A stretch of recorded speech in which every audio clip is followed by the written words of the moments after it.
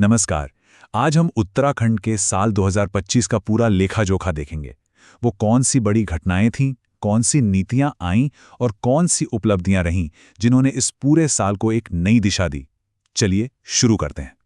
तो सवाल ये है कि क्या 2025 उत्तराखंड के लिए वाकई एक लैंडमार्क ईयर था?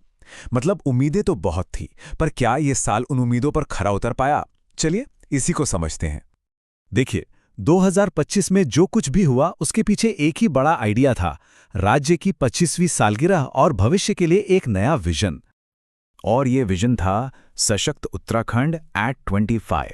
तो एक तरह से यही हमारा रिपोर्ट कार्ड है।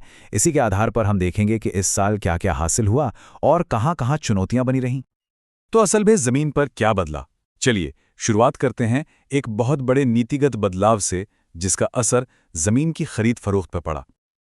ये एक बहुत बड़ा बदलाव था, 250 वर्ग मीटर। ये उत्तराखंड भू कानून 2025 के तहत किसी भी व्यक्ति या परिवार के लिए रेजिडेंशियल जमीन खरीदने की नई लाइफटाइम लिमिट बन गई। और जाहिर है, इतने बड़े बदलावों और दूसरी योजनाओं को देखने के लिए एक नए लीडरशिप की भी जरूरत थी। और इसीलिए सरकार में कई अहम पदों पर फेरबदल भी हुए। आनंदवर्धन को राज्य का नया मुख्य सचिव बनाया गया।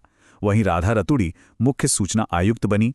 न्यायपालिका की कमान मुख्य न्यायाधीश गुहारनाथन नरेंद्र के हाथों में सौंपी गई। ये सारी नियुक्तियां कहीं न कहीं एक नई प्रशासनिक दिशा का संकेत थीं। सरकार की प्राथमिकताएं उसके बजट में साफ दिखती हैं। और यहां देखिए, सोशल सिक्योरिटी स्कीम्स पर 1800 करोड़ रुपए से ज्यादा का आवंटन, रोड सेफ्टी पर 1200 करोड़। ये आंकड़े बताते हैं कि फोकस आम लोगों की जरूरतों और सुरक्षा पर था। इस साल महिला सशक्तिकरण एक बड़ा थीम बनकर उभरा और इसकी दो बेहतरीन मिसालें हैं, जल सखी और सौर सखी। एक तरफ पानी के मैनेजमेंट में महिलाओं को रोजगार मिला, तो दूसरी तरफ सोलर एनर्जी में उन्हें उद्यमी बनाया गया। बिल्कुल जमीनी स्तर पर बदलाव लाने वाली पहले। अच्छा, उत्तराखंड की बात हो और पर्यावरण की ना हो, ये तो हो ही नहीं सकता। ये राज्य अपनी नाजुक हिमालय इकोलॉजी के लिए जाना जाता है। तो चलिए देखते हैं कि 2025 का एनवायरमेंटल बैलेंस शीट कैसा रहा। यहाँ चुनौतियां साफ दिखती हैं। जंगलों में आग लगने की घटनाओं के मामले में उत्तराखंड का सभी हिमालयी राज्यों में पहले नंबर पर होना यकीनन एक बहुत बड़ी चिंता की बात है। और सिर्फ आग ही नहीं, 2025 पर्यावरण के लिहाज से काफी मुश्किल साल रहा। ISRO की रिपोर्ट ने रुद्रप्रयाग और टिहरी को लैंडस्लाइड के लिए देश के सबसे जोखिम वाले जिलों में गिना। फिर मानसून की भारी बारिश और बाढ़ ने तो पूरे राज्य में तबाही मचाई, जिसमें कई लोगों की जानें भी गईं। लेकिन इन चुनौतियों के जवाब में राज्य ने हाथ पर हाथ धरकर नहीं बैठा। टेक्नोलॉजी का इस्तेमाल बढ़ा, जैसे GIS और AI से रिस्क का पता लगाना। जियोथर्मल एनर्जी के लिए आइसलैंड जैसे देशों के साथ पार्टनरशिप की गई। और सबसे अहम, राजाजी नेशनल पार्क के पास वन्य जीवों के लिए एक 12 किलोमीटर लंबा एलिवेटेड कॉरिडोर बनाया गया।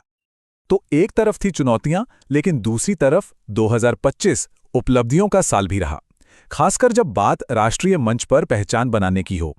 आइए उन कामयाबियों पर भी एक नजर डालते हैं। और क्या शानदार साल था ये स्पोर्ट्स के लिए। उत्तराखंड ने 38वें राष्ट्रीय खेलों की मेजबानी की और अपने ही घर में क्या कमाल का प्रदर्शन किया। कुल 103 मेडल, जिसमें 24 गोल्ड शामिल थे। वाकई ये की यादगार पल था। कला और समाज सेवा के क्षेत्र में भी उत्तराखंड का नाम खूब रोशन हुआ। राज्य की कई जानी मानी हस्तियों को देश के सबसे बड़े सम्मान मिले, जिनमें पद्मश्री और लोक निर्मला सम्मान जैसे प्रतिष्ठित पुरस्कार शामिल हैं। तो असली रिपोर्ट कार्ड तो यही है ना, कि इन सब के बाद नेशनल लेवल पर उत्तराखंड कहाँ खड़ा है। और आंकड़े देखिए, ये काफी कुछ कहते हैं। मल्टी डायमेंशनल पावर्टी इंडेक्स में दूसरा स्थान, स्टेट एनर्जी और क्लाइमेट इंडेक्स में 5वां। मतलब जरूरी पैमानों पर राज्य की परफॉर्मेंस काफी मजबूत रही है। तो कुल मिलाकर देखें तो 2025 एक ऐसा साल था जिसमें दोनों तस्वीरें थीं। एक तरफ मुश्किल चुनौतियां थीं, तो दूसरी तरफ जबरदस्त कामयाबियां भी। और ये साल अपने पीछे एक बड़ा सवाल छोड़ गया है। क्या सशक्त उत्तराखंड का सपना वाकई सच होने की राह पर है?